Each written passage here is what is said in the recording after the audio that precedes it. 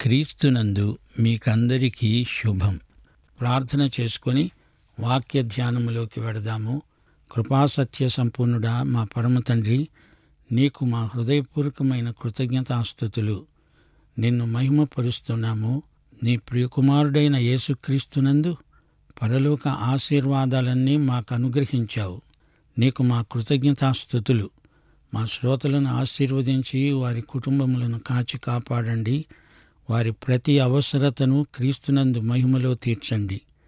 కుటుంబ సంబంధాలలో ప్రేమ ఉజ్జీవము కలిగించండి. తల్లిదండ్రులు తమ పిల్లలను నీ మహిమార్థమై పెంచి నిన్ను మహిమపరుస్తారని ఆశిస్తున్నాము. తండ్రి, దేవా, స్థానిక సంఘములను ఆశీర్వదించండి.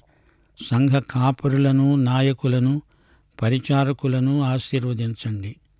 సంఘ క్షేమాభివృద్ధి నిమిత్తము, పరిచర్య క్రమముగా జరుగు నిమిత్తము మీ ఆత్మను కృమ్మరించండి. సంఘ సాక్ష్యమును భూదిగంతాల వరకు విస్తృతపరచండి. సంఘము సంఖ్యలో ఆధ్యాత్మిక సౌశీల్యమందు ఎదగాలని ప్రార్థిస్తున్నాము. మా దేశమును, దేశ ప్రజలను, పరిపాలకులను కాపాడండి, దీవించండి. నేటి వాక్య అధ్యయన ఆశీర్వాదములు మాకందరికీ దయచేయమని, సైతానీయ దుష్ట శక్తులను లయపరచుమని యేసుక్రీస్తు వారి దివ్యనామమున ప్రార్థిస్తున్నాము మా పరమ తండ్రి. ఆమేన్.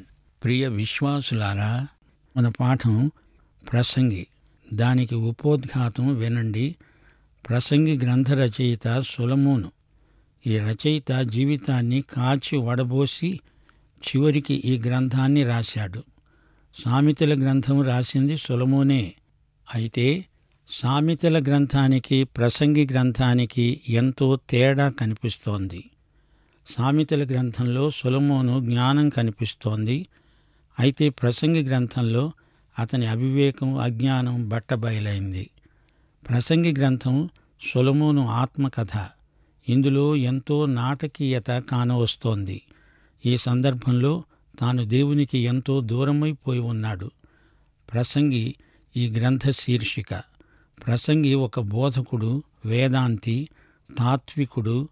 ఈ పుస్తకం ఎందుకోసం, ఏ ఉద్దేశ్యంతో రాయబడిందో ముందు మనం గ్రహించాలి.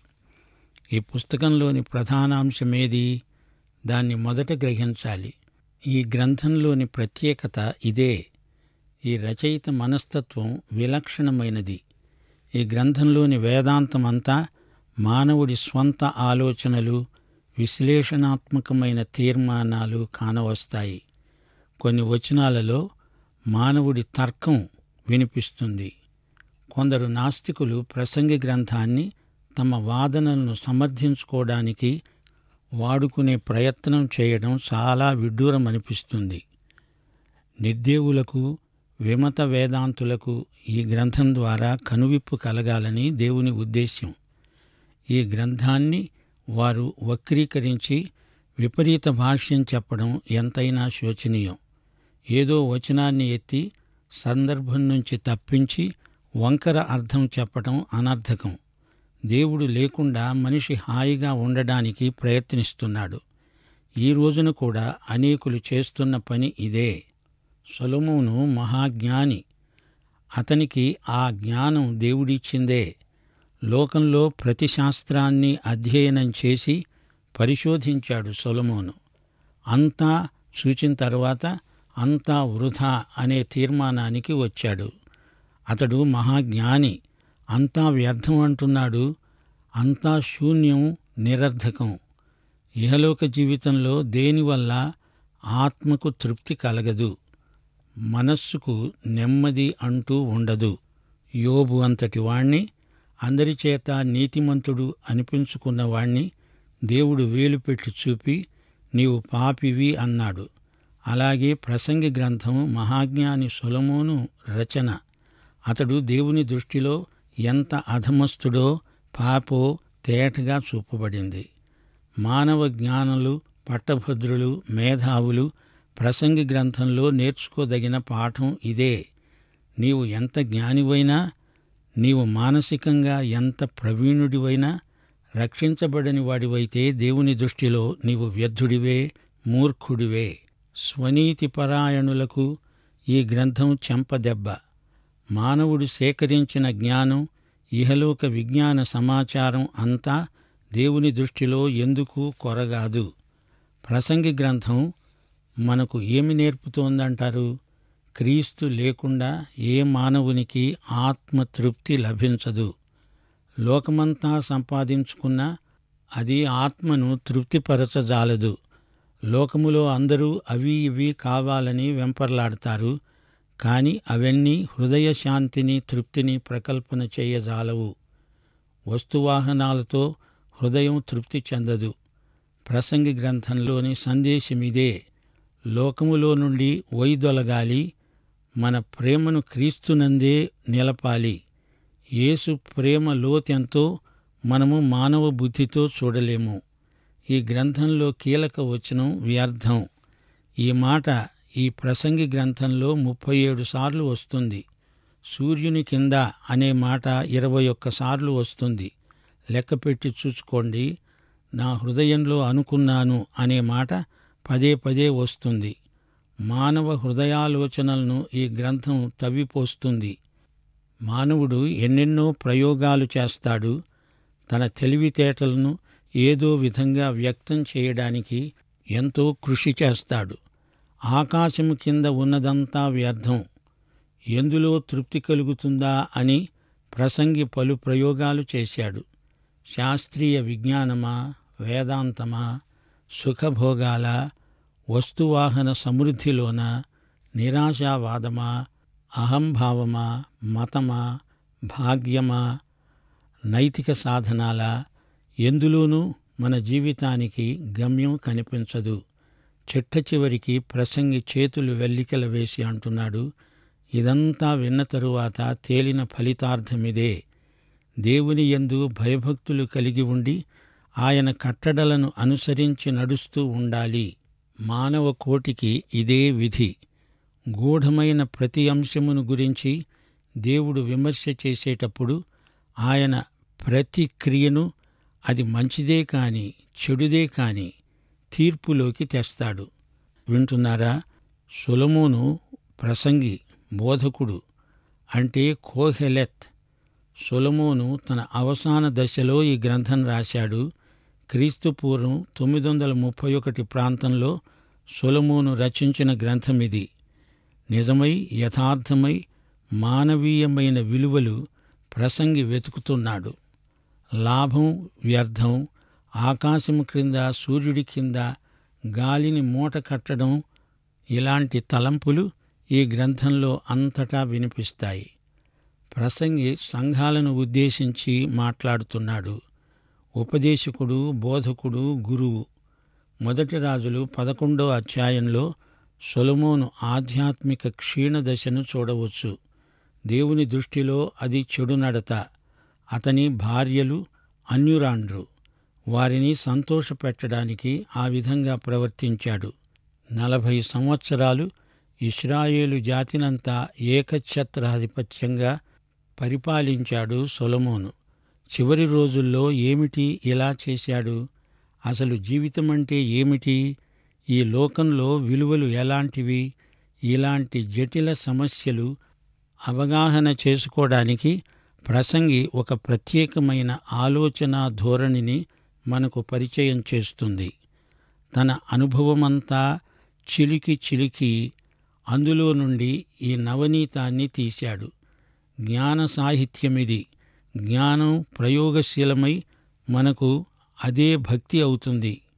యోబు, సామెతల గ్రంథం, కొన్ని కీర్తనలు, తరువాత ఈ ప్రసంగి గ్రంథం జ్ఞాన సాహిత్యమే.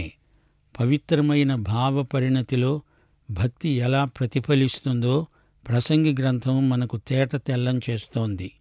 గ్రీకు వేదాంతుల పోకడలు అవ్యక్తంగా ప్రసంగి గ్రంథంలో అడపాదడపా కానవస్తాయి. ప్రసంగి గ్రంథంలో దేవుడు తన సృష్టికి ఎంత అందాన్ని సంతరించాడో అడుగడుగునా ద్యోతకమవుతుంది. ప్రసంగి గ్రంథంలోని ఆత్మ విమర్శనా విధానం మనకెంతో ఆశ్చర్యం గొలుపుతుంది. ఈ గ్రంథ సారాంశమంతా 2 వచనాల్లో మనకు పరిచయం చేయబడింది. మొదటి అధ్యాయం 2వ వచనం, 12వ అధ్యాయం 8వ వచనం. వ్యర్థము వ్యర్థమని ప్రసంగి చెబుతున్నాడు. వ్యర్థము వ్యర్థము, సమస్తము వ్యర్థమే. సమస్తము వ్యర్థమని ప్రసంగి పలుకుతున్నాడు. సమస్తము వ్యర్థమే. ప్రసంగి గ్రంథం 1వ అధ్యాయం 3వ వచనం. సూర్యుని కింద నరులు పడే పాట్లు అంతటి వలన వారికి కలుగుతున్న లాభమేమిటి? ఇది అసలైన ప్రశ్న. దేవుడు బయలుపరచందే మనకేమీ కనపడదు, వినపడదు. ఆధ్యాత్మిక విలువల నెరిగిన వారికి ఎంతో లాభం ఉంది. లోకమందు భోగభాగ్యాల వల్ల మనకేమి ప్రయోజనము ఉండదు. ఆయన శాశ్వత కాల జ్ఞానమును నరుల హృదయమందు ఉంచాడు. గాని ఆయన క్రియలను పరిశీలనగా తెలుసుకోవడానికి ఆయన ప్రత్యేక జ్ఞానమిస్తాడు.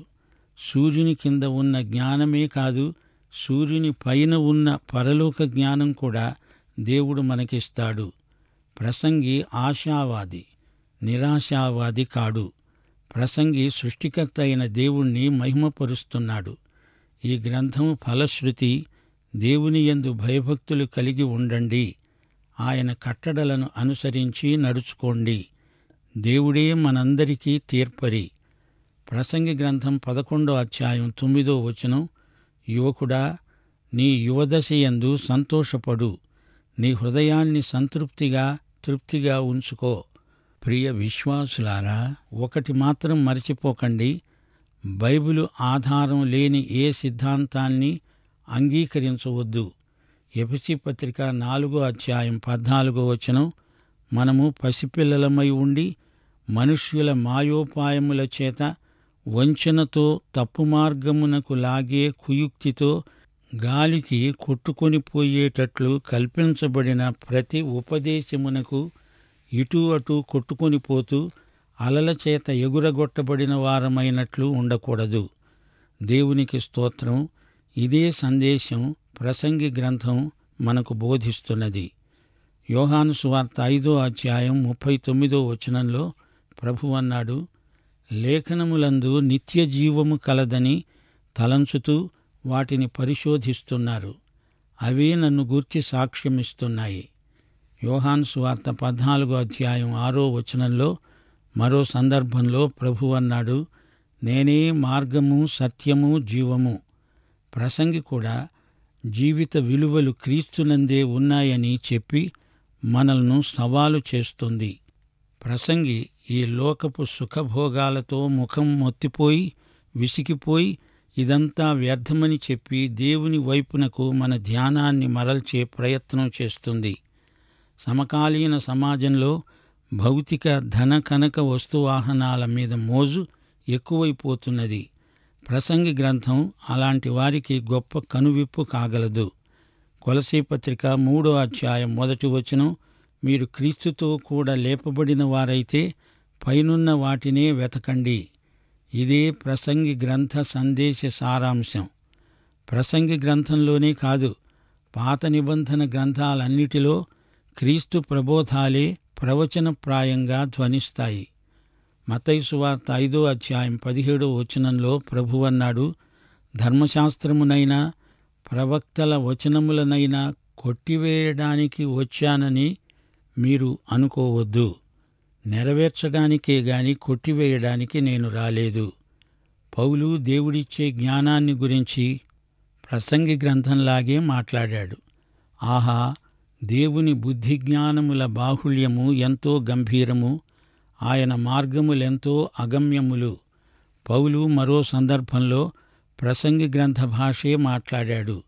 క్రీస్తు శిలువ వ్యర్థము కాకుండా, వాక్చాతుర్యము లేకుండా సువార్త ప్రకటించడానికే ఆయన నన్ను పంపాడు. ఈ లోకజ్ఞానము దేవుని దృష్టికి వెర్రితనమే. లౌకిక జ్ఞానమును అనుసరింపక దేవుడు అనుగ్రహించే పరిశుద్ధతతో, నిష్కాపట్యముతో దేవుని కృపనే అనుసరించి లోకములో నడుచుకుంటాము. యేసు ప్రభు కొండమీది ప్రసంగంలో అన్నాడు, భూమి మీద మీకోసం ధనము కూర్చుకొనవద్దు, పరలోకమందు మీకోసం ధనం కూర్చుకోండి. నీ ధనమెక్కడ ఉంటుందో అక్కడే నీ హృదయము ఉంటుంది. ప్రసంగి గ్రంథం అదే మాట అంటోంది. నేను మహాసంపన్నుణ్ణి, నా దర్బారు వైభవోపేతమైనది, అదంతా వ్యర్థమని ఇప్పుడు తెలుసుకున్నాను. నా గర్వం గతించింది. సూర్యుడి కింద, ఆకాశం కింద లాభకరమైనదేదీ లేదు. వాటన్నిటినీ చూస్తే నాకు అసహ్యమేస్తోంది. ఈ లోకం వల్ల నాకు ఆశాభంగమే మిగిలింది. జ్ఞానం, తెలివి, శక్తి అంతా వృధా. రోజులన్నీ శ్రమకరములు, వ్యసనకరములు, నెమ్మది లేదు. కష్టార్జితంతో తృప్తి చెంది సుఖించు. అదే దేవుని చిత్తం. దేవుని దృష్టిలో మంచివాడివి అనిపించుకో, అది చాలు. గాలితో ప్రయాసపడి ఏమి ప్రయోజనం? గాలిని పట్టుకునే ప్రయత్నమంతా వృధా. నెమ్మది కలిగి ఉండు. గాలితో పోరాడడం వృధా ప్రయాస. రాజు భూమి విషయమై, రైతుల విషయమై శ్రద్ధ పుచ్చుకోవాలి. డబ్బు మనిషిని తృప్తిపరచజాలదు. అధిక సంపద ఊరికే చూచుకోవడానికి మాత్రమే గాని అంతకు మించి ఎందుకూ కొరగాదు. కష్టజీవి కలో గంజో ఇంత తాగి హాయిగా నిద్రపోతాడు. ఐశ్వర్యవంతులకు తమ ధన సమృద్ధి చేత నిద్ర పట్టదు.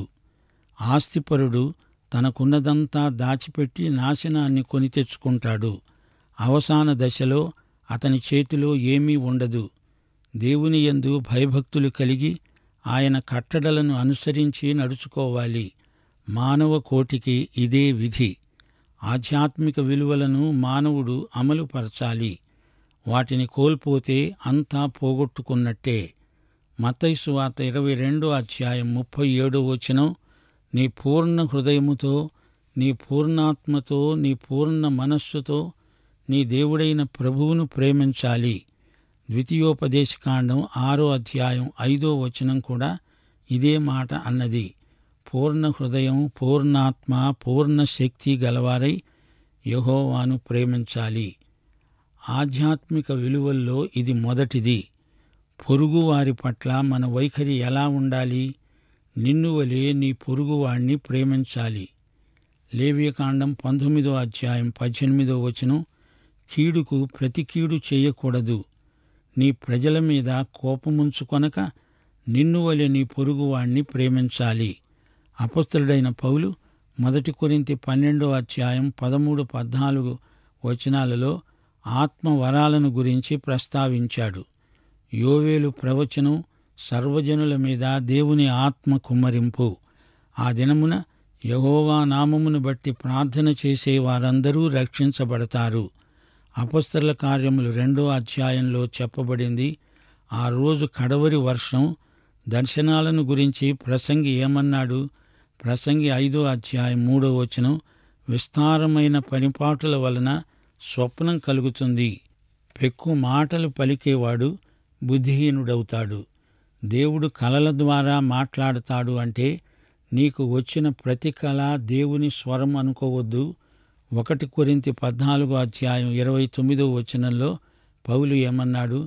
ప్రవక్తలు 2-3 మాట్లాడవచ్చు, తక్కిన వారు వివేచించాలి. అయితే బోధకుడు దేవునికి విధేయుడై ఉండాలి. ఏది ఏమైనా సంఘ క్షేమాభివృద్ధి కలగడానికే సమస్త కార్యములు నిర్ణయించాలి. నీ మాటగాని క్రియగాని దేవుడిచ్చిన కృపావరమై ఉండాలి. దేవుని మహిమ కోసమై సంఘమంతా కలిసికట్టుగా పనిచెయ్యాలి.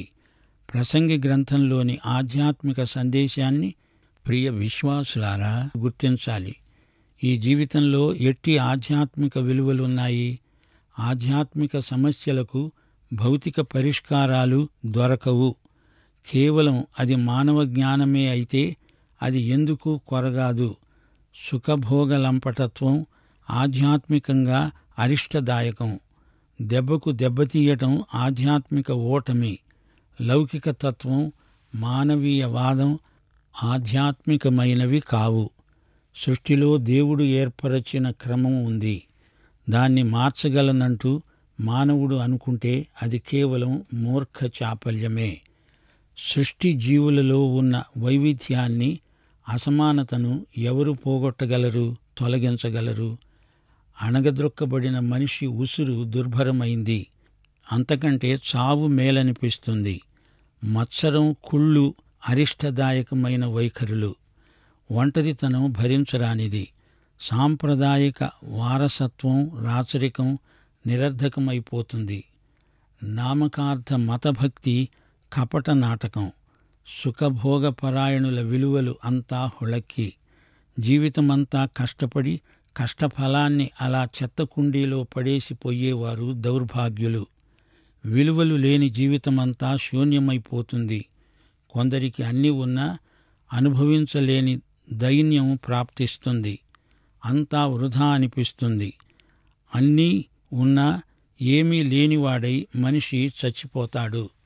జీవితం, మరణం, మంచి చెడుగు వీటన్నిటిలో మనిషి నేర్చుకోదగిన నైతిక పాఠాలెన్నో ఉన్నాయి. జ్ఞానాన్ని జీవితానికి అన్వయించుకున్నవాడే అసలైన జ్ఞాని. రాజదర్బారులో వివేకంగా ప్రవర్తించాలి. కక్ష సాధింపు మనస్తత్వం అరిష్టదాయకం. చపల చిత్తునికి ఆపదలెక్కువ. దేవునికి విధేయుడివై దేవునికి భయపడి బ్రతుకు. వృద్ధాప్యము, మరణము ప్రతి మనిషికి తప్పనిసరి. యేసు శిష్యులకే జయం, దిగ్విజయం. ఇంతే సంగతులు అంటూ ప్రసంగి 12 అధ్యాయాల గ్రంథాన్ని ముక్తసరిగా ముగించాడు. ఇందులోని 12 అధ్యాయాలు ఒక్కొక్క దానిలో ఒక మచ్చు తునక లాంటి వచనం మీ దృష్టికి తెస్తాము. గమనించండి. 1. మొదటి అధ్యాయం 10-11 వచనాలు. పుట్టబోయే వారి జ్ఞాపకం ఆ తరువాత ఉండబోయే వానికి కలగదు. 2వ అధ్యాయం 23వ వచనం. మనిషి దినములన్నీ శ్రమకరములు, వాని పాట్లు వ్యసనకరములు. రాత్రియందు కూడా వాని మనసుకు నెమ్మది దొరకదు. ఇది వ్యర్థమైనది. ప్రసంగి 3వ అధ్యాయం 11వ వచనం. దేవుడు శాశ్వత కాల జ్ఞానమును నరుల హృదయమందు ఉంచి ఉన్నాడు. కాని దేవుడు చేసే క్రియలను పరిశీలనగా తెలుసుకోవడానికి అది చాలదు. ప్రసంగి 4వ అధ్యాయం 9వ వచనం. ఒంటివాడై ఉండడం కంటే ఇద్దరు కూడి ఉండడం మేలు. ప్రసంగి 5వ అధ్యాయం 5వ వచనం. నీవు మొక్కుకున్న దానిని చెల్లించు. నీవు మొక్కుకొని చెల్లించకుండా ఉండడం కంటే మొక్కుకోకుండా ఉండడమే మేలు. ప్రసంగి 6వ అధ్యాయం 8వ వచనం. మనసు అడియాసలు కలిగి తిరుగులాడడం కన్నా ఎదట ఉన్న దానిని అనుభవించటం మేలు. ఇది వ్యర్థమే. 7వ అధ్యాయం 29వ వచనం. దేవుడు నరులను యథార్థవంతులనుగా పుట్టించాడు గాని వారు వివిధమైన తంత్రములు కల్పించుకున్నారు. 9వ అధ్యాయం 18వ వచనం. యుద్ధాయుధముల కంటే జ్ఞానము శ్రేష్టం. ఒక్క పాపాత్ముడు అనేకమైన మంచి పనులను చెరుపుతాడు. ప్రసంగి 10వ అధ్యాయం 20వ వచనం. నీ మనస్సునందైనా రాజును శపింపవద్దు. నీ పడక గదిలోనైనా ఐశ్వర్యవంతులను శపింపవద్దు. ఆకాశ పక్షులు సమాచారం చేరవేస్తాయి. ప్రసంగి 11వ అధ్యాయం 1వ వచనం. నీ ఆహారమును నీళ్ల మీద వెయ్యి. చాలా దినములైన తరువాత అది నీకు కనబడుతుంది. 12వ అధ్యాయం 7వ వచనం. మన్నైనది వెనుకటి వలెనే మరల భూమికి చేరుతుంది. ఆత్మ దానిని దయచేసిన దేవుని వద్దకే పోతుంది. వింటున్నారా? ఈ పాఠం ముగింపులో ఒక్క సంగతి గుర్తుంచుకోండి. మానవుడికి అన్నీ ఉన్నా అతడిలో శూన్యం ఉంది. ఆ శూన్యమును నింపగలవాడు యేసుక్రీస్తే. మరి దేనితోనూ ఆ శూన్యము నిండదు.